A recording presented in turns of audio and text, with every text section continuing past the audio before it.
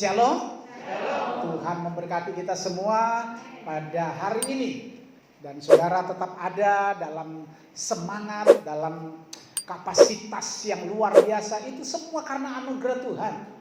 Karena kita melihat di sana sini penuh dengan ketakutan.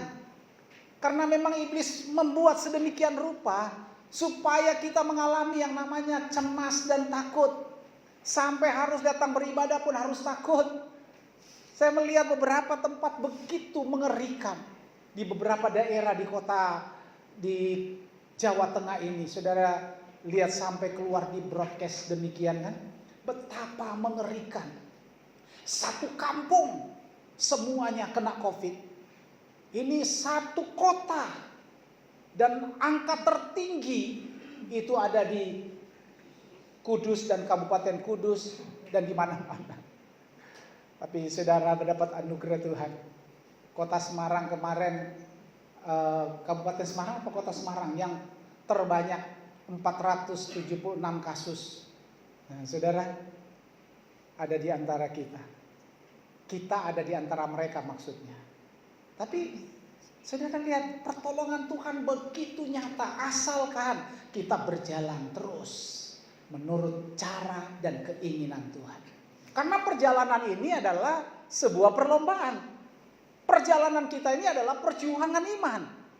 Makanya dalam doa saya tadi bahwa perjuangan ini harus berakhir. Namanya perlombaan, namanya perjuangan, namanya perlombaan iman. Itu harus ada akhirnya. Makanya saudara lihat judul kita, tema kita hari ini adalah berfokus pada garis akhir. Minggu lalu kita sudah dengar Ibu Abraham bicara tentang perlombaan mencapai tujuan akhir. Roh Kudus berjalan bersama dengan Roh Kudus sampai tujuan akhir. Hari ini saudara lihat gambar itu adalah salah satu gambar yang saya temukan bahwa orang kalau sudah mencapai garis akhir itu selalunya penuh dengan sukacita.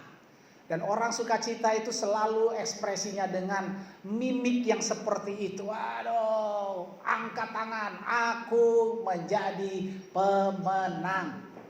Saudara, dalam khotbah ini saya memberikan tujuan khotbah. Apa itu?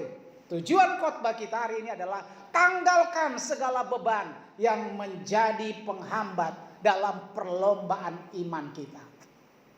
Saudara lihat gambar itu? Dalam perlombaan harusnya tidak ada orang yang mau berlomba capai kemenangan dengan waktu yang sesingkat-singkatnya membawa karung beras. Isi karung beras kan tidak ada. Tapi itu adalah salah satu model orang yang berlomba membawa beras satu karung. Kapan menangnya? Makanya ini adalah salah satu penghambat supaya kita tidak menang. Padahal Tuhan menjamin orang percaya adalah orang-orang yang lebih dari pemenang. Kalau kita membaca Ibrani pasal 12 ayat 1, mari kita baca dibacakan oleh Agrin.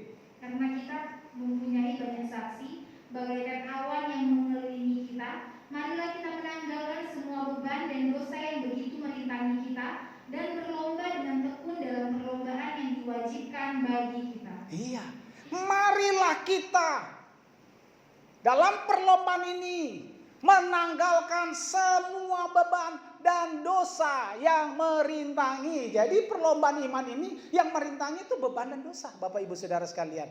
Makanya kita harus perhatikan kata-kata firman Tuhan ini. Dikatakan bahwa perlombaan ini kita harus lakukan dengan tekun. Kenapa harus tekun? Karena perlombaan ini perlombaan wajib yang harus kita lakukan. Dalam bahasa lain, dalam bahasa aslinya bukan wajib, tapi perlombaan yang sudah disediakan. Nah, coba saudara bandingkan. Makan itu wajib apa tidak? Makan. Wajib. Wajib apa hak? Wajib kan? Tapi wajib di sini itu harus nyari, harus masak. Betul gak? Saudara harus, atau online, pesan online. Saya wajib loh makan pagi, siang, sore. Itu wajib. Tapi untuk makannya saudara harus siapkan makanan. Nah, beda dengan disediakan. Kalau sudah di atas meja, sudah disediakan. Abraham makan pagi sudah disediakan. Saya tinggal makan. Siang, Abraham makan siang sudah disediakan. Saya tinggal makan. Malam, Abraham makanan sudah disediakan. Sudah disediakan, saya tinggal makan. Jadi bedanya wajib dengan disediakan, itu bedanya. Wajib kita memang wajib makan. Tapi tidak harus makan kalau makannya tidak ada. Tapi kalau sudah disediakan, kita pasti bisa makan. Nah, perlombaan iman ini sudah disediakan Tuhan. Kita harus melaksanakan. Makanya firman Tuhan katakan, karena kita mempunyai banyak saksi, bagaikan awan yang mengelilingi kita, mereka menjadi supporter untuk supaya kita menjadi pemenang-pemenang sejati. Caranya Alkitab katakan, firman Tuhan katakan, marilah kita menanggalkan segala beban dan dosa yang begitu merintangi kita, karena perlombaan ini sudah disediakan bagi kita untuk mengalami kemenangan. Walaupun perlombaan ini sudah disediakan untuk kita, tapi kita masih membawa beban, masih membawa dosa, itu tidak akan pernah kita menjadi pemenang-pemenang sejati. Nah, bagaimana supaya menjadi pemenang sejati? Yang pertama, mata kita harus tertuju kepada Yesus. Ibrani pasal 12 ayat 2. Marilah kita melakukannya dengan mata yang tertuju kepada Yesus, yang memimpin kita dalam iman dan yang membawa iman kita itu kepada kesempurnaan, yang dengan mengabaikan kehinaan tekun memikul salib dan sukacita yang disediakan bagi Dia yang sekarang duduk di sebelah kanan takhta Allah. Haleluya. Ini yang Tuhan inginkan. Bagaimana kita bisa menjadi pemenang sejati? Perlombaan itu sudah disediakan bagi kita. Positioning setiap orang percaya itu sudah ada di masing-masing tempat yang sedang berlomba. Yang disediakan bagi kita sedang berlomba. Nah, bagaimana supaya menang? Tuhan katakan, mata kita harus tertuju kepada Yesus. Kenapa? Karena itu titik akhir kemenangan kita. Makanya dalam surat Ibrani dikatakan, pengharapan itu sudah dilabuhkan sampai ke belakang tabir, di mana Yesus sudah menjadi pemula untuk masuk ke dalamnya. Oh, Bapak Ibu Saudara sekalian, bagaimana bisa kita ketika tertuju kepada Tuhan itu untuk apa? Untuk memimpin kita dalam iman. Jadi diarahkan. Abraham salah jalannya. Itu race itu, garis itu punyanya orang. Oh, masuk lagi ke race aslinya, ke tempat memang sudah disediakan untuk saya. Kenapa? Makanya kalau matanya tertuju kepada Tuhan itu berbedanya di situ, Bapak Ibu Saudara sekalian. Ketika iman kita diletakkan kepada Yesus yang pimpin, maka itu pasti nanti Alkitab katakan, firman Tuhan katakan menjadi iman yang sempurna. Kita tidak akan mungkin bisa memiliki iman sempurna kalau kita tidak konsentrasi kepada Yesus. Kenapa orang jatuh bangun dalam iman? Karena sering melenceng, tidak fokus lagi kepada Tuhan. Ketika lagi fokus kepada Tuhan, waduh, hidupnya berapi-api, semangat. Wah, nyanyinya angkat tangan. Orang sudah turun tangan, dia masih ngangkat. Kenapa? Iya, itulah iman yang terarah kepada Kristus. Masih tetap semangat. Orang tidak datang doa, dia berdoa sendiri. Tidak usah disuruh-suruh. Itu iman yang nanti sampai sempurna, asalkan kita menatap terus, jangan goyah. Orang-orang yang pernah mengalami iman yang baik, iman yang maksimal, adalah salah satu contoh adalah yang dikatakan oleh Paulus dalam Galati pasal 2 ayat 20 dibacakan. Namun aku hidup, tetapi bukan lagi aku sendiri yang hidup, melainkan Kristus yang hidup di dalam aku. Dan hidupku yang kuhidupi sekarang dalam daging adalah hidup oleh iman dalam Anak Allah yang telah mengasihi aku dan menyerahkan dirinya untuk aku. Wah, bagi saya ini adalah sebuah pernyataan yang sangat luar biasa. Punya keberanian rohani dan iman yang sangat kokoh. Karena dia berkata, di dalam hidupku yang kuhidupi sekarang, di dalam daging, tidak hidup dalam kedagingan. Bapak Ibu, ini menarik.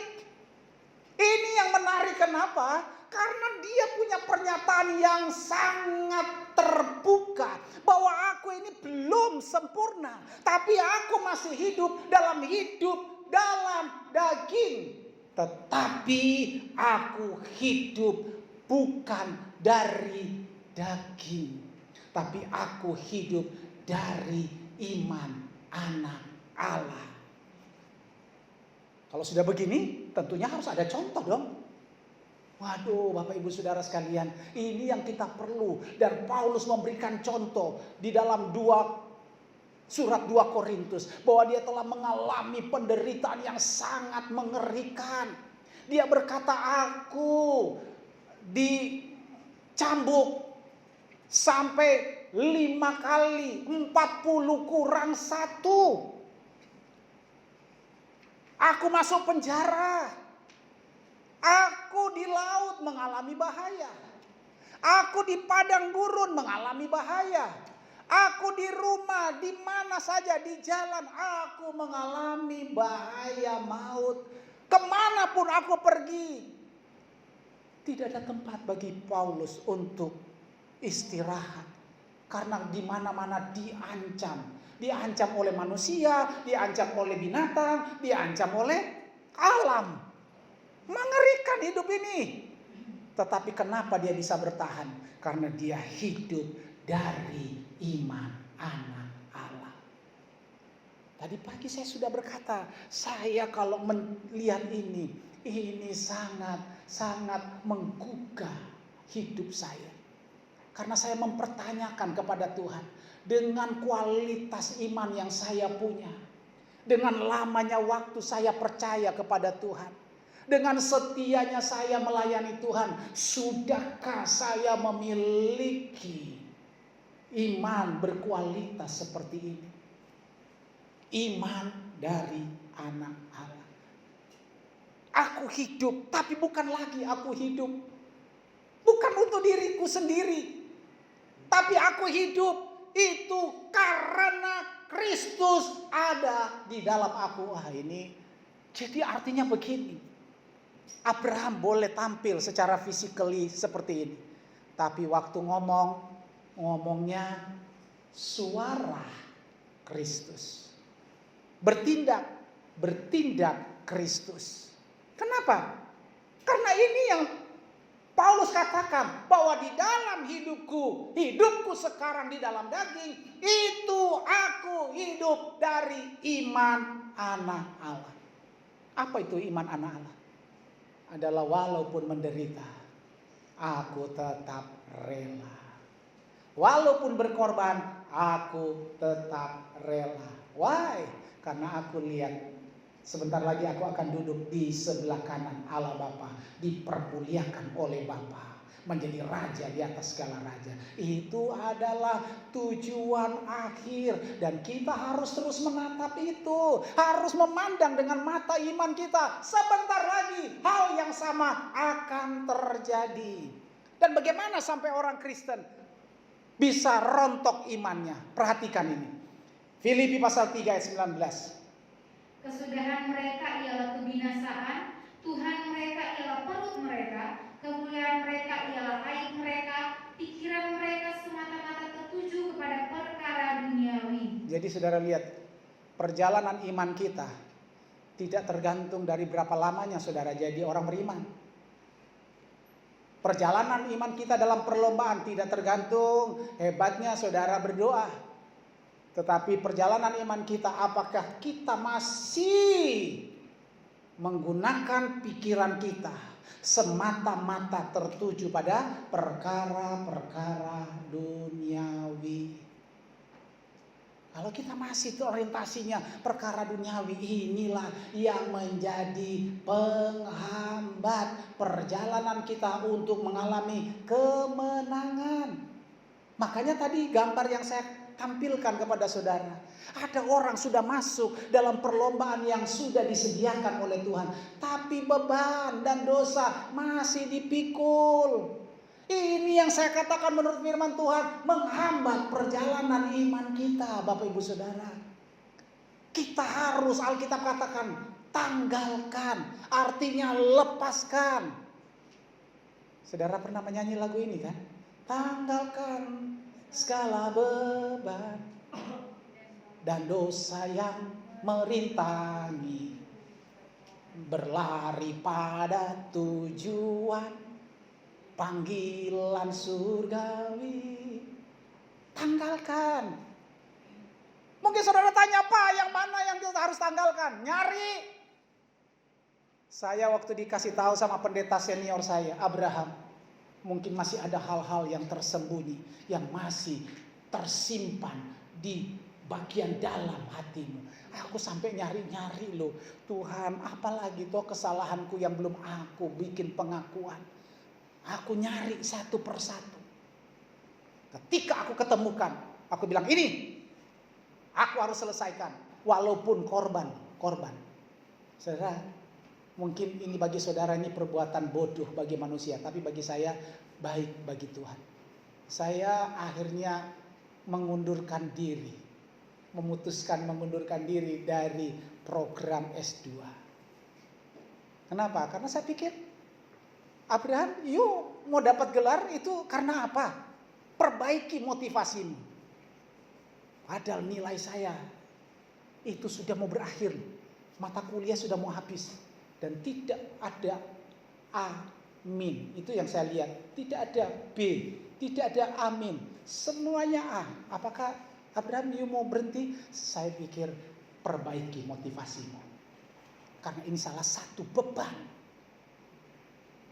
Kenapa saya kok tidak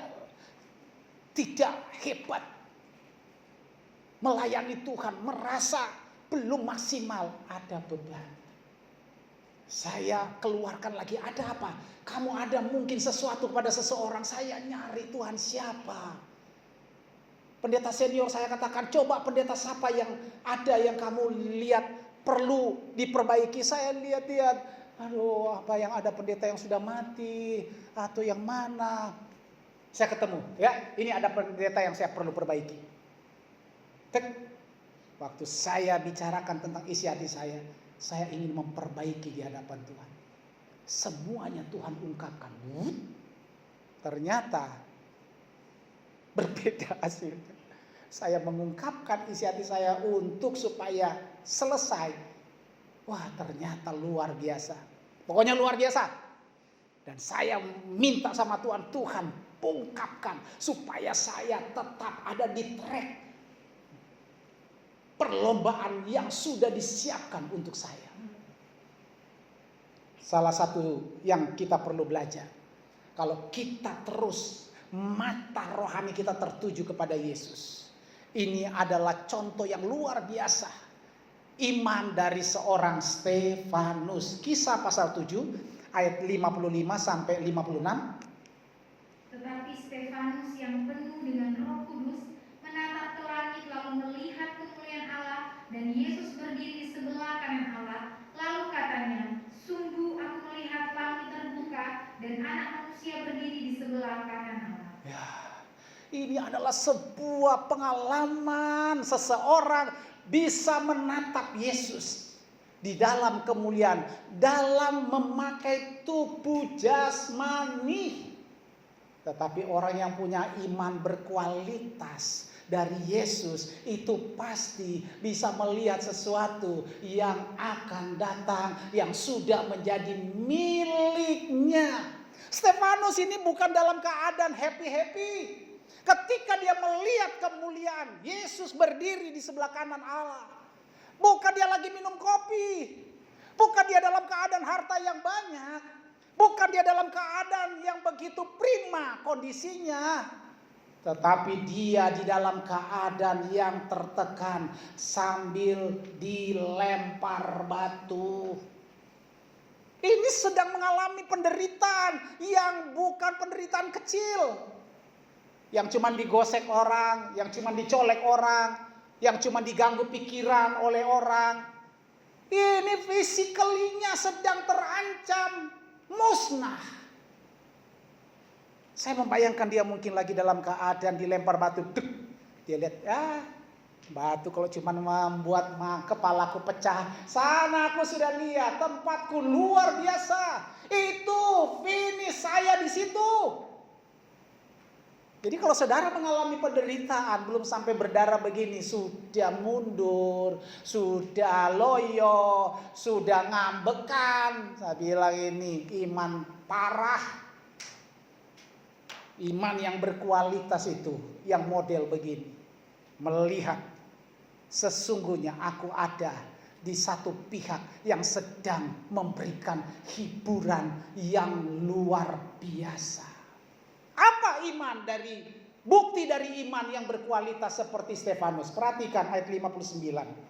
Sedang mereka melemparinya, Stefanus berdoa katanya, ya Tuhan Yesus, terimalah rohku. Sambil berlutut dia berseru dengan suara nyaring, Tuhan, janganlah tanggungkan dosa ini kepada mereka, dan dengan perkataan itu meninggal. Iya, Bapak Ibu, ini sedang dilempar batu.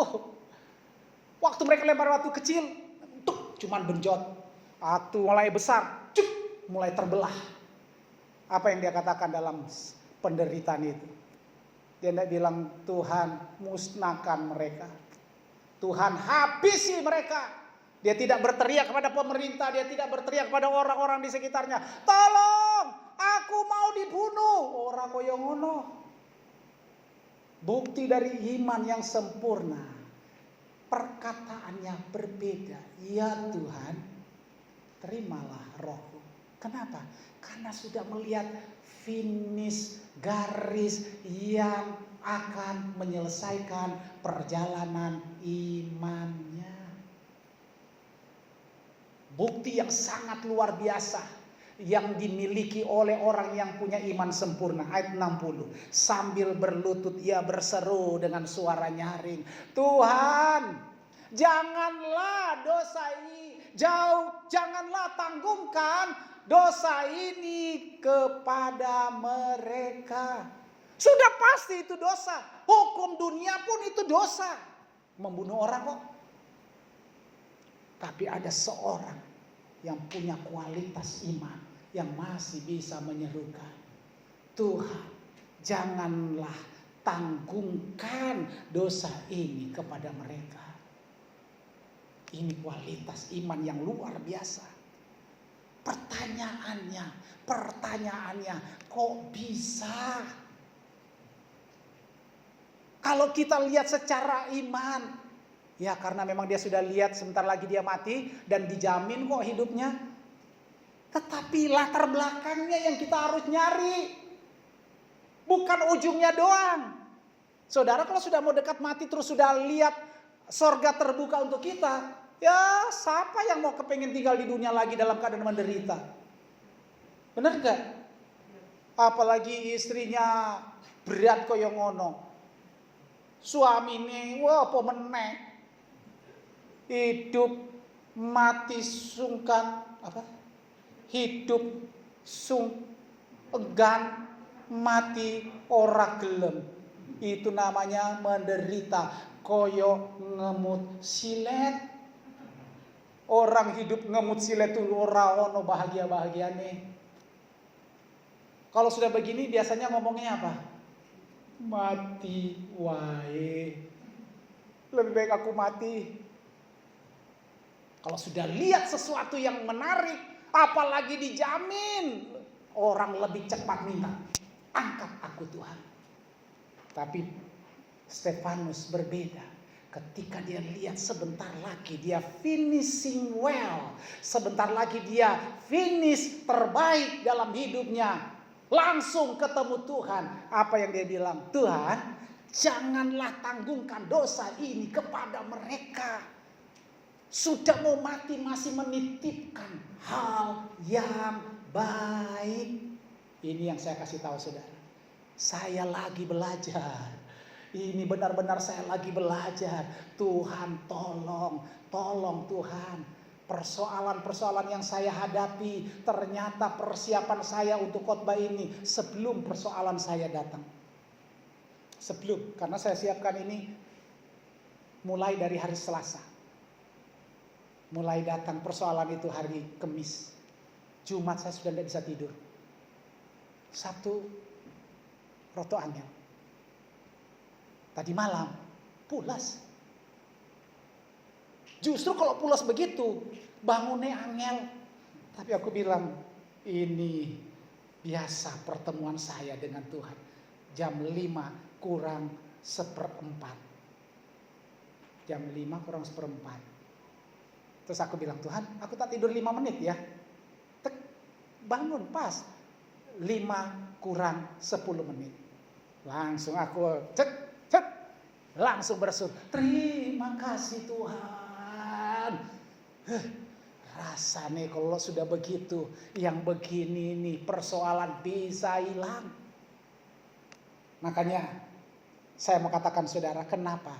Kita harus cari kenapa Stefanus bisa begitu. Perhatikan Ibrani pasal 12 ayat 2b.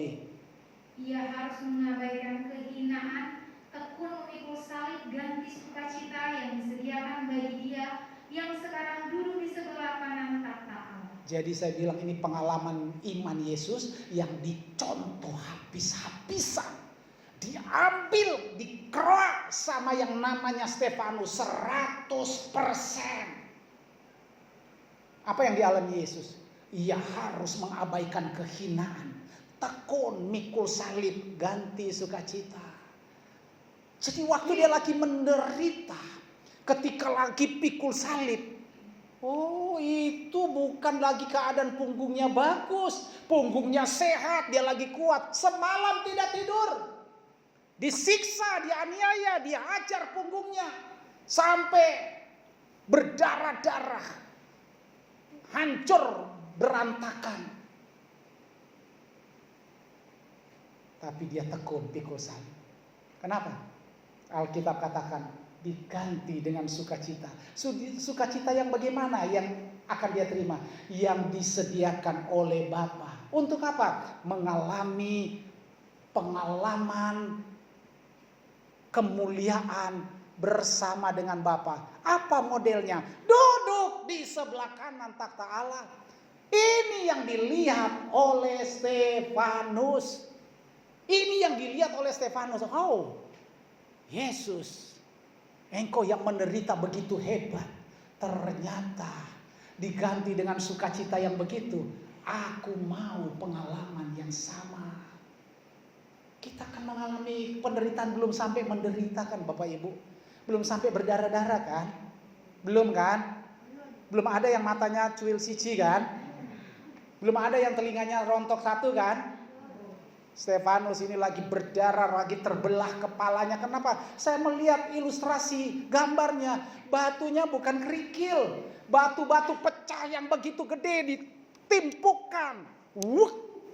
Saya kira bukan sekali timpukan, bukan 2 kali, bukan 5 kali, berkali-kali baru dia berkata, Tuhan jangan timpakan dosa mereka. Jangan tanggungkan dosa mereka ini kepada mereka, Tuhan. Masih dalam keadaan sadar yang sesadar-sadarnya, di dalam penderitaan yang begitu berat, masih ada suara yang keluar, suara kasih. Ini yang saya mau kasih tahu saudara. Karena di dalam ayat 55 pasal 7 Kisah Rasul tadi dikatakan, Stefanus yang penuh dengan Roh Kudus menatap ke langit dan melihat kemuliaan Allah, dan Yesus berdiri di sebelah kanan Allah Bapa. Mungkin kita secara kasat mata kita tidak bisa melihat itu, tapi marilah kita gunakan mata iman kita. Tuhan, sebentar lagi aku ada di dalam posisi yang sama seperti pengalaman Yesus, pengalaman Stefanus, dan kita sedang menuju ke sana. Yang kedua, bagaimana supaya kita menjadi pemenang? Kita tidak boleh lemah dan tidak boleh putus asa. Ibrani pasal 12 ayat yang ketiga. Ingatlah selalu akan Dia yang tekun menanggung bantahan yang sehebat itu terhadap dirinya dari pihak orang-orang berdosa, supaya jangan kamu menjadi lemah dan putus asa. Ini yang kita harus lihat. Iman kita akan dipimpin sampai sempurna kalau apa? Kalau kita selalu ingat akan Dia. Bagaimana bisa kita ingat? Lagu ini berkata, ingat kasih-Nya, ingat kebaikan-Nya. Apa kebaikan Tuhan? Dia menggantikan posisi kita. Harusnya kita yang harus mati tersalib, tetapi Dia gantikan posisi kita, supaya Dia yang tersalib, kita yang mendapatkan anugerah penggantian, dan sehingga kita diselamatkan. Pertanyaannya, mengapa tidak boleh lemah dan putus asa, Pak? Karena garis finish sudah kelihatan. Itu ilustrasi gambar yang saya kasih kepada saudara. Salah satu pelari dunia dari Kenya, ketika dia sudah di ujung mau masuk finish, tiba-tiba dia jatuh. Mungkin itu kalau tidak kram kakinya, itu dia mengalami patah kaki. Tim dari kesehatan berbondong-bondong datang. Itu ada 4-5 orang datang, bawa kursi roda. Nih, Mbak, naik aja di sini, kakimu udah patah itu. Tapi karena dia lihat tinggal 10-20 meter lagi garis finish, ditawarkan naik kursi roda, tidak mau. Apa yang dia lakukan? Dia merangkak untuk masuk di dalam finishing well. Ada salah satu petugas kesehatannya yang memberikan dia semangat. Ayo cepat, kamu bisa, sebentar lagi itu garis finish sudah dekat. Coba lihat itu, dia lagi tepuk tangan gitu. Ayo bisa, kamu bisa. Ini Roh Kudus lagi memberikan kekuatan pada kita semua. Untuk apa? Supaya kita bisa finishing well.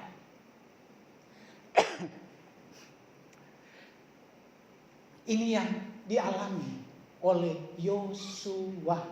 Yosua pasal 1 ayat yang ke-6.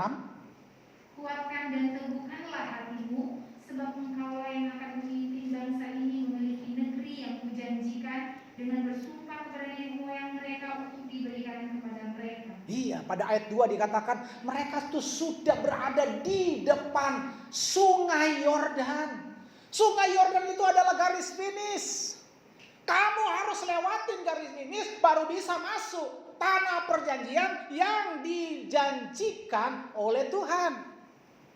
Makanya Tuhan berkata kepada Yosua, kuatkan dan teguhkanlah hatimu. Untuk kita sekarang Tuhan mau berkata, kuatkan dan teguhkan imanmu, karena engkau sekarang sudah melihat garis finish itu. Sudah di depan Sungai Yordan. Kenapa harus melewati Sungai Yordan sebagai garis finish? Karena Sungai Yordan itu alirannya dia bermuara di laut mati. Jadi ini aliran ini, sungai ini, air ini nanti akan berakhir di laut mati. Apa perlambang dari sungai Yordan? Itulah dunia. Pikiran-pikiran kita yang mengarah kepada dunia, yang condong kepada dunia, hidup duniawi harus kita cross, harus kita lewati. Karena apa? Sebentar lagi kita akan masuk ke negeri yang dijanjikan oleh Tuhan. Karena aliran ini akan membawa kita, kalau kita tidak cross, akan menyeret kita masuk di dalam laut mati, yaitu kematian rohani. Makanya kita ingat-ingat, kita perlu sebuah latihan. Makanya untuk menjadi pemenang sejati harus dilatih. Yang ketiga, dilatih untuk menjadi pemenang sejati. Ibrani 12 ayat 10. Sebab mereka mendidik kita dalam waktu yang pendek sesuai dengan apa yang mereka anggap baik, tetapi Dia menghajar kita untuk kebaikan kita, supaya kita beroleh bagian dalam kekudusan-Nya. Iya. Katanya sebab mereka, siapa mereka? Orang tua kita mendidik kita dalam waktu yang pendek supaya kita mengalami sesuatu yang baik. Tetapi Dia mendidik, melatih, menghajar kita untuk kebaikan kita supaya kita beroleh bagian di dalam kekudusannya. Tidak mungkin kita mendapat bagian dalam kekudusan Yesus kalau kita hidup di dalam serampangan, hidup di dalam dosa, hidup dalam keduniawian, hidup dalam kedagingan. Tidak mungkin. Maka harus dihajar, harus dilatih. Ada latihan yang begitu berat untuk sebuah program olahraga yang begitu menghasilkan uang. Apa itu? Kalau saudara juara tinju ada satu yang namanya petinju namanya Canelo. Saya lupa nama Canelo apa, petinju kelas menengah. Waduh, tapi uangnya begitu banyak. Sekali main itu, sekali nonjok-nonjok orang dan ditonjok itu bisa dapat 150 miliar. Latihan habis 1, 2, 3, 5 miliar. Dapatnya 150 miliar. 10 kali aja sudah 1,5 triliun. Bagaimana ini? Cuma nonjok orang dibayar. Tapi latihannya saya lihat mengerikan. Wah, latihannya mengerikan. Kenapa? Mau dapat hadiah yang besar, harus latihannya keras. Saudara mau terima kemuliaan dari Tuhan, harus latihan yang keras. Apa latihan yang keras? Dihajar. Apa yang Tuhan inginkan dalam latihan ini? Latihan yang bagaimana? Latihan apa? Latihan ibadah. Sederhana. Untuk mendapatkan kemuliaan itu, kita cuma latihan ibadah. 1 Timotius pasal 4 ayat 8. Latihan badani terbatas gunanya, tetapi ibadah itu berguna dalam segala hal karena mengandung janji baik untuk hidup ini maupun untuk hidup yang akan datang. Ya. Dalam versi lain dikatakan latihan badani berguna. Latihan badani berguna, tetapi ibadah itu sangat-sangat berguna. Why? Kenapa harus sangat-sangat berguna? Karena mengandung janji kalau ibadah kita benar di hadapan Tuhan, maka untuk hidup kita dijamin. Wah, kapan? Sekarang. Dijamin. Saudara, ibadahnya benar, pasti dijamin. Sekarang, saiki, now, saiki. Nggak perlu tunggu. Karena ini asalkan ibadah kita benar. Berfungsi. Berguna untuk hidup sekarang. Saudara pengen harta, itu berguna loh. Asalkan ibadahnya yang benar. Tuhan akan kasih. Tapi ini juga bukan cuman untuk yang sekarang, tapi untuk hidup yang akan datang. Itu yang membuat cita-cita kita luar biasa. Itu toh maksud Tuhan. Sudah bagus, sudah enak di dunia, dapat lagi kemuliaan. Asalkan ibadah kita benar berkenan kepada Allah. Ibadah yang bagaimana yang berkenan?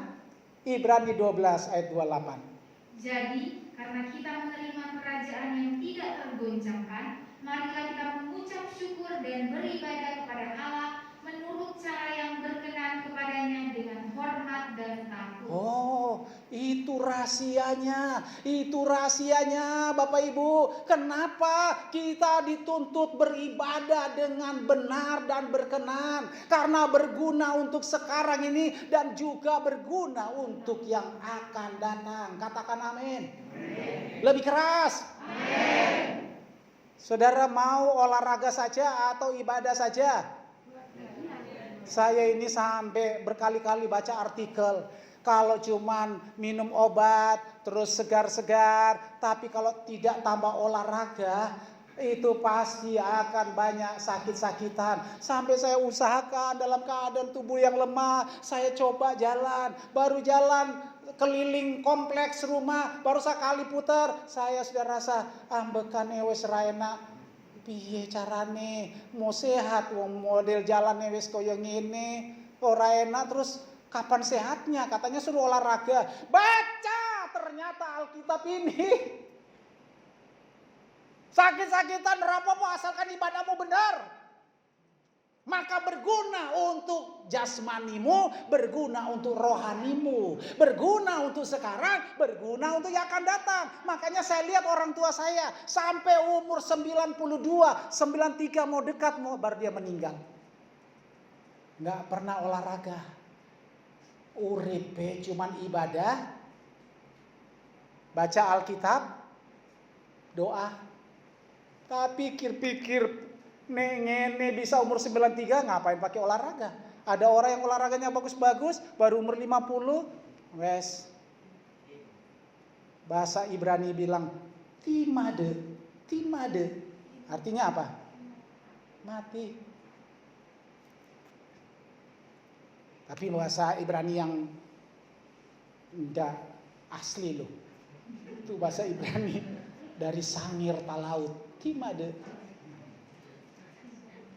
Jadi saudara bisa bayangkan, coba saudara latihan.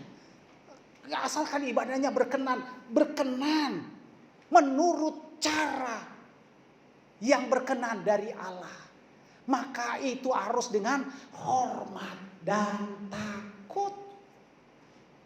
Nah, saya ini sudah pernah berbicara ini saudara-saudara. 2-3 bulan lalu saya sudah pernah kasih ini. Apa itu ibadah dengan cara hormat kepada Allah? Hormat itu artinya kita beribadah harus dengan ucapan syukur dan memuliakan Tuhan. Ucapan syukur memuliakan Tuhan. Waduh. Makanya ndak habis-habisnya dari tadi malam aku cuma ngomong terima kasih Tuhan. Tadi pagi doa pertama kali duduk mablek langsung. Oh syukur Tuhan, terima kasih Tuhan. 5 menit aku cuma bilang syukur, terima kasih Tuhan. Syukur Tuhan. Aku masih bisa duduk. Orang dunia, ada orang dunia berkata begini. Orang dunia tapi kaya. Waktu dia lihat dari jendela, dia berkata begini, aku bersyukur loh, aku tidak seperti orang miskin yang di sebelah sana. Sambil minum kopi. Orang miskin ini, waktu dia lihat pemulung pakai baju compang-camping, si miskin berkata, aku bersyukur, aku bisa seperti ini, tidak seperti si pemulung itu, walaupun aku miskin. Si pemulung ini masih bisa mengucap syukur ketika apa? Dia lihat ambulans lewat. Lingong. Dia bilang, aku bersyukur walaupun aku pemulung, tapi aku tidak sakit-sakitan. Ternyata si orang sakit ini sampai rumah sakit. Dia berkata begini, aku bersyukur, aku sakit, tapi tidak seperti orang yang ada lewat di keranda. Kenapa? Orang mati. Tapi yang herannya orang mati tidak bisa berkata, aku bersyukur. Benar? Jadi ini pembelajaran bagi kita orang percaya. Orang dunia bisa mengucap syukur, apalagi kita kalau tidak bisa mengucap syukur, itu artinya mati rohani. Hanya orang yang mati tidak bisa mengeluarkan ucapan syukur. Jadi bagaimana kita berkenan kepada Tuhan? Ibadah kita bagaimana berkenan? Mengucap syukur dan memuliakan namanya. Bagaimana? Apa itu takut akan Tuhan? Takut akan Tuhan itu artinya saudara tidak mau mengecewakan dan menyakiti hati Tuhan dengan cara apapun. Tindakan kita, perkataan kita, perbuatan kita. Saya tidak mau mengecewakan Tuhan. Saya tidak mau menyakiti Tuhan. Karena Tuhan sudah menebus hidup saya dari dosa yang mematikan menjadi orang-orang yang hidup pada kekekalan. Itulah yang kita harus lakukan. Bagaimana supaya menjadi pemenang? Yang pertama tadi apa? Mata tertuju kepada Yesus. Bagaimana supaya kita menjadi pemenang? Yang kedua, jangan lemah dan putus asa. Kenapa tidak boleh lemah dan putus asa? Karena kita sudah melihat di depan ada garis finish. Yang ketiga, dilatih supaya menjadi pemenang sejati. Bagaimana apa yang kita supaya menjadi pemenang? Apa yang dilatih? Ibadah. Bagaimana supaya ibadah kita itu menghasilkan kuasa yang luar biasa? Harus apa? Dengan berkenan. Bagaimana supaya berkenan? Hormat dan takut akan Tuhan. Hormat itu artinya bersyukur dan memuliakan Tuhan. Orang yang tidak bisa bersyukur namanya orang mati yang tidak bisa bersyukur. Takut akan Tuhan itu artinya kita tidak mau mengecewakan Tuhan. Dan kita tidak mau menyakiti hati Tuhan. Kenapa? Karena Tuhan sudah menebus kita dari dosa-dosa kita dan sudah diselamatkan. Amin.